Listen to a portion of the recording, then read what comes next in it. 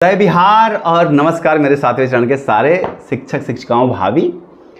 आप सबके लिए बहुत सारी बातें हैं। इन सबसे पहले आप सबका धन्यवाद कि आप सबके समर्थन से और आप लोगों के विश्वास के साथ जिस तरीके से हम आगे बढ़ रहे हैं, सातवें चरण की भर्ती में बहुत सारी चीज़ें हमारी नोटिस की जा रही हैं, संबंधित अधिकारी भी उसका संज्ञान ले रहे हैं।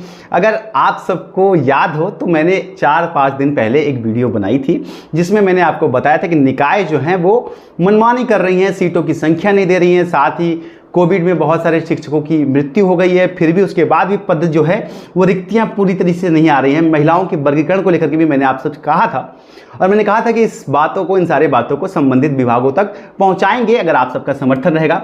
और आप सबके प्यार और समर्थन से देखिए, हमने जिस दिन आपको बताया था अगले दिन विभाग की तरफ से एक नोटिस जारी हुआ। बहुत सारे लोगों ने उसके ऊपर वीडियो बना भी दी होगी।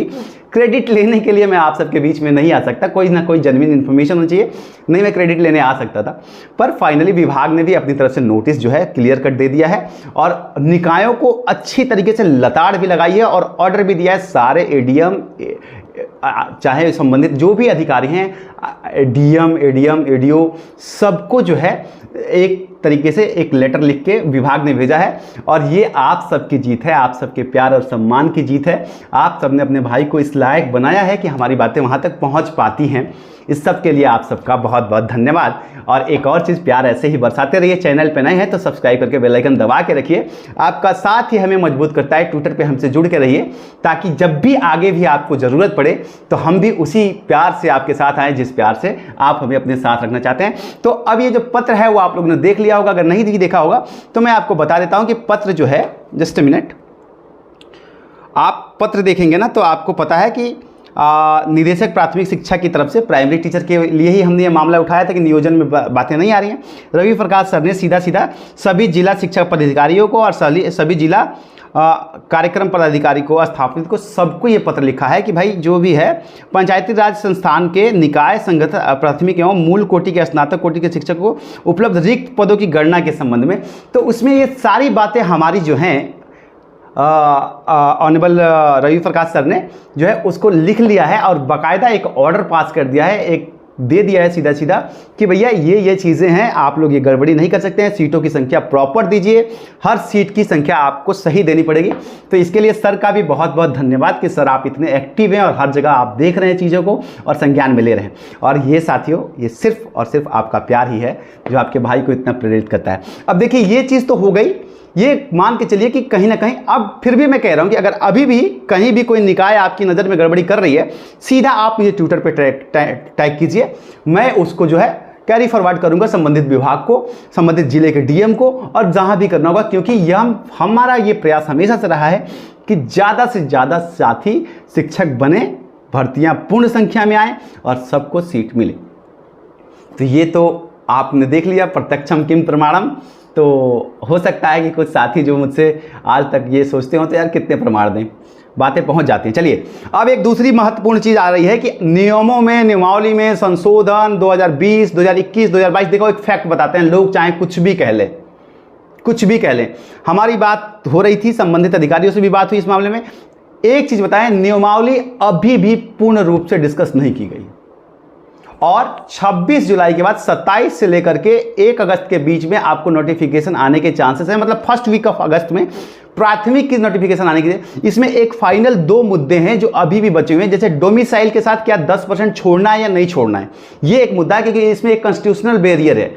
ये चीज़ जो है ना, आपको शायद कोई बता नहीं पाएगा और बहुत सारे लोग सिर्फ आपको खुशखबरियाँ या दुखखबरियाँ दे रहे हैं। मेरा मानना यह है कि थोड़ा सा लीक से हट करके आपको इस प्रक्रिया के अंदर की चीज़ें भी आपको समझ में आए कि क्या एक्चुअल में चल रहा है, things how it happened. Okay, तो ये चीज़ें हैं, तो इसको लेकर के हो रहा है। मान के चलिए कि डोमिसाइल में बहुत फ़ायदा होने वाला है आप लोगों को, और जितने भी साथी डोमिसाइल नहीं बनवाए हैं ना, प्लीज़ बनवा के रख लीजिए, यही आपका तुरुप का इक्का होगा। साथ ही चयन प्रक्रिया में कैसे कैसे अप्लाई करना है, जैसे ही नोटिफिकेशन आएगा मैं आप लोगों को व्यक्तिगत तौर पर 2 या 3 दिन में, जैसे ही नोटिफिकेशन आएगा मैं आपको आके बता दूंगा किसको कहां अप्लाई करना है। क्योंकि इसमें एक बहुत बड़ा क्रिटिकल रोल होता है आप कहां अप्लाई करते हो। वो इसलिए हो जाता है जहां सीटें ज़्यादा हैं वहाँ अप्लाई कीजिए, जिस कैटेगरी में ज़्यादा है वहाँ अप्लाई कीजिए। तो आपके नंबर थोड़े कम भी हैं तो आपके चांसेस बन जाते हैं। नहीं, अगर जहाँ सीटें कम हैं वहाँ अगर आप अप्लाई करेंगे तो आपकी मेरिट मार्क्स ज़्यादा भी हैं तो आपसे भी ज़्यादा मार्क्स वाले हैं उनका हो जाएगा और आप नहीं कर पाएंगे, अप्लाई नहीं हो पाएगा आपका चयन। तो ये थोड़ा सा ट्रिकी गेम है। आप चैनल पे बने रहेंगे तो हम आपको आकर के निकाय वाइज हम आपको बता देंगे कि किस निकाय में आपको करना है और किस निकाय में आपको नहीं करना है। ठीक है, तो ये एक चीज़ आप लोग क्लियर समझ लीजिए। डॉक्यूमेंट संबंधी आपको मैंने बहुत बार बता दिया है, बार बार उस चीज़ को बताना सही नहीं समझता। महिलाओं की सीटें नहीं बट रही हैं, ये भी एक हमारा था प्रयास, तो शायद कहीं ना कहीं इसको भी संज्ञान में लिया गया है। और महिलाओं के साथ छेड़छाड़ करना नीतीश सरकार चाहती भी नहीं है, ये एक चीज़ है। तो फिलहाल आपको 2 चीज़ों पे ध्यान देना है। अभी भी आपको निकायों के ऊपर कड़ी नज़र रखनी है, किस निकाय में कितनी सीटें आ रही हैं, कितनी सीटें नहीं आ रही हैं, इसका ध्यान रखिए, क्योंकि ज़्यादा से ज़्यादा सीटें आनी चाहिए। बीटेट वाले साथी जो लगातार बीटेट की मांग कर रहे हैं उनसे यही निवेदन है कि आप लोग इस प्रक्रिया को चलने दीजिए।